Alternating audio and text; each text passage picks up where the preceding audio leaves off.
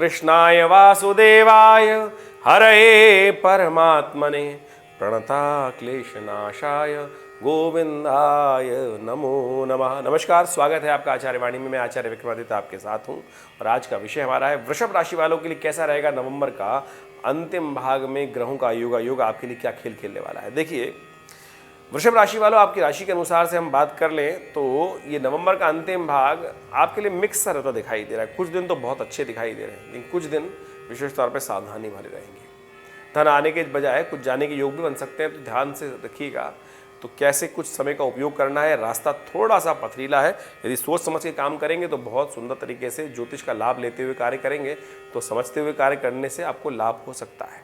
देखिए, विपरीत परिस्थिति में भी यदि समझ में आ जाए कि परिस्थितियां विपरीत हैं, तो उसको हम पहले से व्यवस्था कर सकते हैं। यही ज्योतिष का लाभ है कि परिस्थितियां कब हमारे अनुकूल हैं, कब हमारे विपरीत हैं, तो इस बात को हमको समझ लेना चाहिए पहले। तो ये आने वाला जो नवंबर का समय है, ये इसमें कई ग्रहों का परिवर्तन। आपकी राशि के स्वामी जो है ना, वो है शुक्र महाराज। शुक्र महाराज आपके छठे भाव में जाने वाले हैं, अपनी राशि में जाने वाले हैं। वो तो अच्छी बात है, लेकिन जाने वाले जहाँ पर हैं वो विजय के योग तो बनाएंगे, लेकिन थोड़ी सी आपके अंदर विशेष तौर पे कहीं ना कहीं कुछ परेशानी करने के योग बना सकते हैं। क्योंकि बृहस्पति और शुक्र का जो योग बनेगा वो नीति कुनीति के चक्कर में थोड़े फंस सकते हैं। साथ साथ मंगल शनि का टकराव भी इन दिनों चल रहा है। ये सब चीज़ें बहुत सोच समझ के कार्य करने की हैं। शनि मंगल का टकराव इस प्रकार से बन रहा है कि शनि चल रहे हैं कुंभ राशि में और मंगल चल रहे हैं वृश्चिक राशि में। और वृश्चिक के मंगल जो है वो चतुर्थ दृष्टि से देख रहे हैं शनि को, और शनि अपनी दशम दृष्टि से देख रहे हैं मंगल को। तो ये भी क्लैश हो गया, परस्पर विरोध हो गया।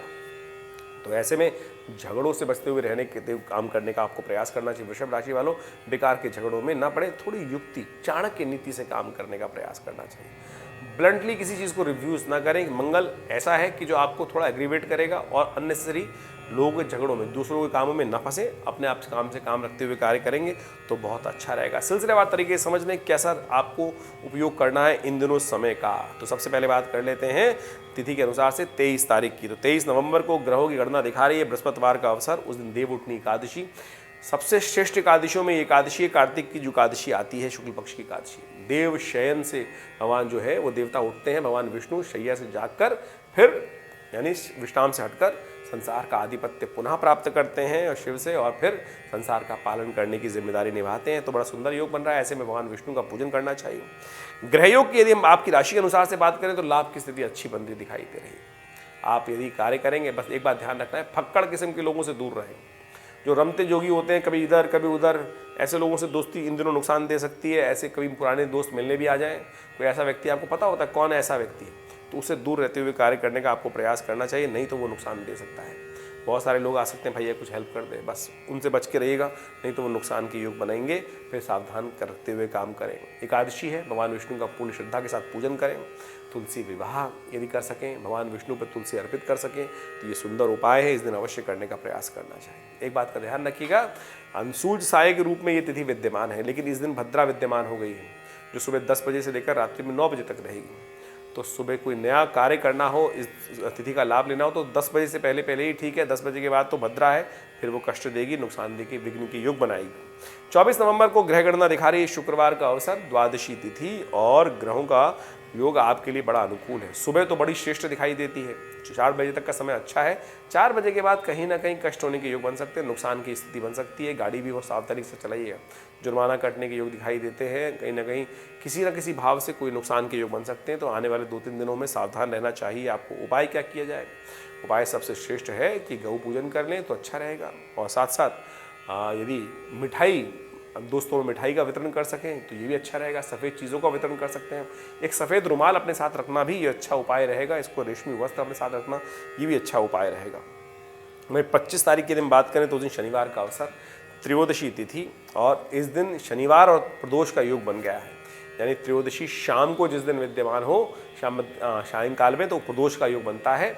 वो शनिवार भी पड़ गया तो शनि प्रदोष हो गया है। ये बड़ा सुंदर है। हमने कार्यक्रम के आरंभ में आपको बताया कि आपकी राशि के अनुसार से शनि महाराज मंगल का टकराव चल रहा है और दोनों को ठीक करना बहुत ज़रूरी है।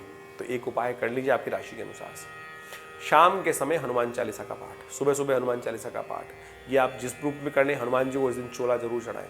और प्रदोष काल में शाम में जब प्रदोष अस्त हो जाए, सूर्यास्त, उसके 45 मिनट 48 मिनट के बीच बीच में भगवान शिव का अभिषेक दूध के द्वारा कर लें तो ये शनि प्रदोष आपके लिए अनुकूल रहेगा। और शनि और मंगल दोनों के जो आने वाले 1.5 महीने तक कष्ट होने के योग हैं उनको ठीक करने के लिए अच्छा योग बना सकता है। तो इसका उपयोग आपको अवश्य करना चाहिए, लाभ लेने का प्रयास करना चाहिए, अन्यथा ये ग्रहों का योगायोग कहीं ना कहीं नुकसान देने के योग बना सकता है, झगड़ों में फंसा सकता है आपको, अननेसेसरी के झगड़ों में विशेष तौर पे परेशानी के योग दे सकता है, अननेसेसरी कोर्ट कचहरी के झगड़े आपको परेशान करने के योग बना सकते हैं।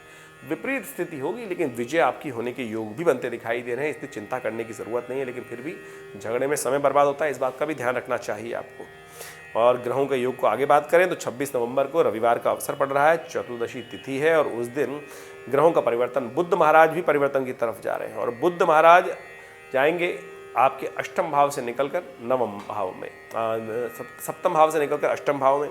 ये आपकी थोड़ी मैनेजिंग कैपेसिटी को कम करेंगे, जो चीज़ें ऑर्गेनाइज कर पा रहे थे आप पहले से उनमें थोड़ी दिक्कत आने के योग बन सकते हैं। कोशिश ये कीजिएगा मन शांत रखते हुए कार्य करें। बुद्ध का जो योग मंगल के साथ चल रहा था वो अच्छे से चीज़ों को ऑर्गेनाइज कर रहा था, मंगल के प्रभाव, मंगल अस्त चल रहा था तो प्रभाव उसको कम कर रहा था, लेकिन अब बुद्ध के आगे जाने से चीज़ों को मैनेज करने में आपको दिक्कत आ सकती है। तो कोशिश ये करें श्री गणेश का स्तवन करें नित्यपति, आने वाले 20-25 दिन तक नित्यपति मंदिर में जाकर गणेश जी को मोदक का प्रसाद, लड्डू का प्रसाद अवश्य चढ़ा दिया करें और फिर मोदक भोग लगाकर प्रसाद भी ग्रहण कर लें तो कल्याणकारी योग बनेंगे। ये सुंदर उपाय है, इसको हल्के में ना लें, कल्याण होगा इस उपाय को करने से। भद्रा विद्यमान रहेगी शाम को 4 बजे के बाद, तो 4 बजे के बाद नए कार्य, नए प्रोजेक्ट हाथ में लेने से बचना चाहिए।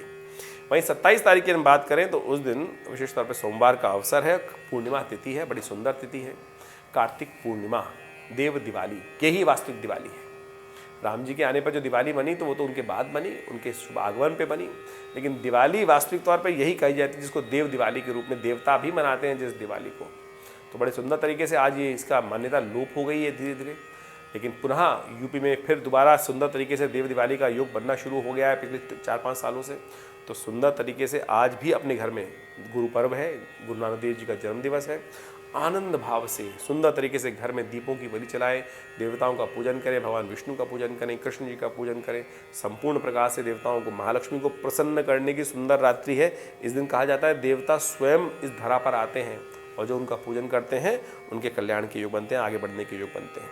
तो सुंदर योग आपकी राशि के अनुसार से जो बन रहा है उसका लाभ आपको लेने का प्रयास करना चाहिए। ग्रहों का परिवर्तन आपके अनुकूल है, चंद्रमा आपके लग्न में आ चुके हैं और सुंदर तरीके से नए विचारों का उदय करने के योग बना रहे हैं। ऐसे में देव दिवाली करें, गंगा तीर्थ जल से स्नान करना सबसे सुंदर है ये उपाय। कार्तिक पूर्णिमा है तो गंगा जल से स्नान कर लीजिए, थोड़ा सा गंगा जल घर में लेकर फिर पानी मिलाकर उससे स्नान कर लीजिए, सबसे श्रेष्ठ उपाय आज के दिन यही रहेगा। 28 तारीख की बात करें तो मंगलवार का अवसर, प्रतिपदा तिथि, मार्गशीर्ष का महीना आरंभ हो रहा है, ग्रह आपके अनुकूल बने हुए हैं, आगे बढ़ने के सुंदर अवसर आपको प्राप्त होते दिखाई दे रहे हैं, नए विचार उदय होते दिखाई दे रहे हैं, इन सबका लाभ आपको मिलने के अच्छे योग बनते दिखाई दे रहे हैं। तो इन सबका लाभ लेते हुए कार्य करने का आपको प्रयास करना चाहिए। 29 तारीख की हम बात करें तो उस दिन ग्रहों का परिवर्तन होने के योग बन रहे हैं, ये आपके लिए बड़े अनुकूल रहेंगे। ऐसे में आपको खीर का भोग लगाकर उसका प्रसाद ग्रहण करने का प्रयास करना चाहिए, ये श्रेष्ठ उपाय है। तुला राशि में शुक्र का प्रवेश हो रहा है और ये आपके लिए विजय का योग तो दे रहा है, लेकिन अननेसेसरी की कई विशेष तौर पर आप समझें कि शत्रु को भी प्रबल करने के योग बना रहा है। सामने वाले जो लोग हैं उनको आप समझ लीजिए, कहा जाता है कि कोई वो भी शक्ति संपन्न है, कमज़ोर नहीं है, उनको कमज़ोर समझने की परेशानी मत, अपने मन में गलतफहमी मत पालिएगा, नहीं तो आपके लिए कष्ट होने के योग बन सकते हैं। तो इसलिए छोटे से एक चींटी को भी आप उसकी शक्ति को पहचानते हुए कार्य करने का प्रयास करें, हल्का मत समझिएगा सामने वालों को, सामने वालों की स्थिति आपसे भारी हो सकती है, तो इस बात का ध्यान रखते हुए आपको कार्य करना है। छोटी से छोटी इस परेशानी को भी उसको सीरियसली लेने का आपको प्रयास करना चाहिए। कोई हल्का सा कार्य लीनियंसी आपने बरत ली, वो बाद में कष्ट देने के योग बना सकती है, तो इस बात का ध्यान रखें। लाभ के योग बन रहे हैं, चिंता ना करें, लेकिन थोड़े खर्चे बढ़ने के योग भी साथ साथ बन रहे हैं, तो इस बात का ध्यान रखना चाहिए। खर्चे आपको थोड़े परेशान करने के योग दे सकते हैं। सर्वार्थ सिद्धि योग विद्यमान है, जो करीब करीब सुबह से आरंभ होकर दोपहर के 2 बजे तक रहेगा, तो इसका लाभ आप लें नए कार्य आरंभ करने के लिए। वहीं 30 नवंबर को ग्रह गणना विशेष तौर पर दिखा रही है कि उस दिन आपके लिए खर्चे थोड़े बढ़ने के योग बन रहे हैं, अननेसेसरी के खर्चे आपके जिम्मे पड़ सकते हैं। धन आने और जाने दोनों के योग बन रहे हैं, जाने के ज़्यादा योग बन रहे हैं, तो इस बात का ध्यान रखते हुए आपको कार्य करना चाहिए। इस दिन भद्रा विद्यमान है दोपहर को 2 बज के करीब 25 मिनट तक, तो उस सुबह सुबह नए प्रोजेक्ट हाथ में लेने से, नए कार्यों को हाथ में लेने से बचना चाहिए। चतुर्थी तिथि पड़ रही है, उसके बाद आ जाएगी, तो गणेश जी का स्तवन करके शुभ आशीर्वाद लेने के लिए काम करने का प्रयास करें, तो आपके लिए कल्याण होगा। नमस्कार, धन्यवाद।